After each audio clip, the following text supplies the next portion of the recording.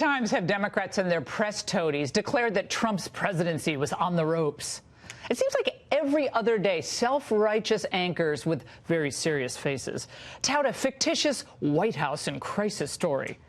And this fake news runs the gamut from the trivial, well, the president's angry and isolated, his staff is miserable, to the more serious.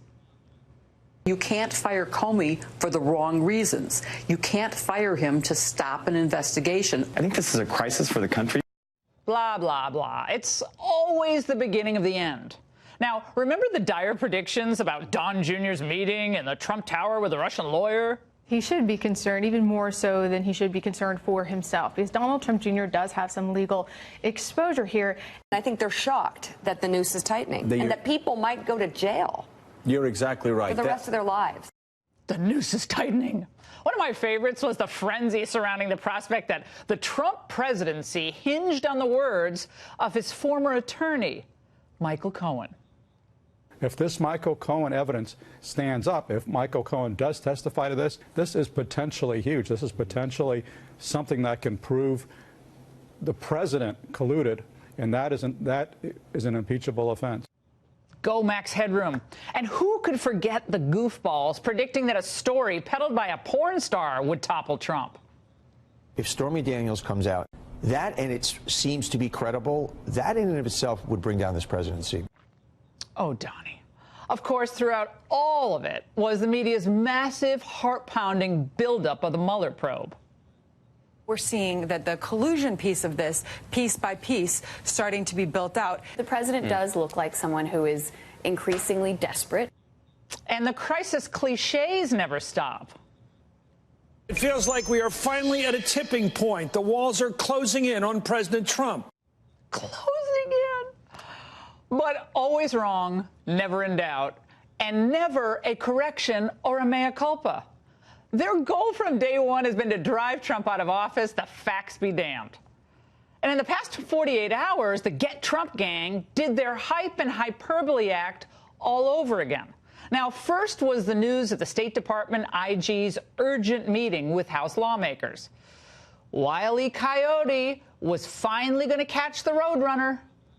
That means that something is in those documents, that he thinks it's really important that the people who are doing this impeachment inquiry see immediately. Immediately, this is really important. Or not so much. I don't really know the relevance of it. At a certain point, it's hard to follow. There's nothing in here, I think, that's directly relevant to the president's impeachable conduct. Horses! Filed again! Drat. At first you don't succeed, hype, hype again. Democrats were salivating on air and off about today's testimony by Kurt Volker. They thought his resignation, which was forced as Ukraine envoy, meant the meeting somehow on Capitol Hill would be a blockbuster. Instead, it was another dud. Has said nothing that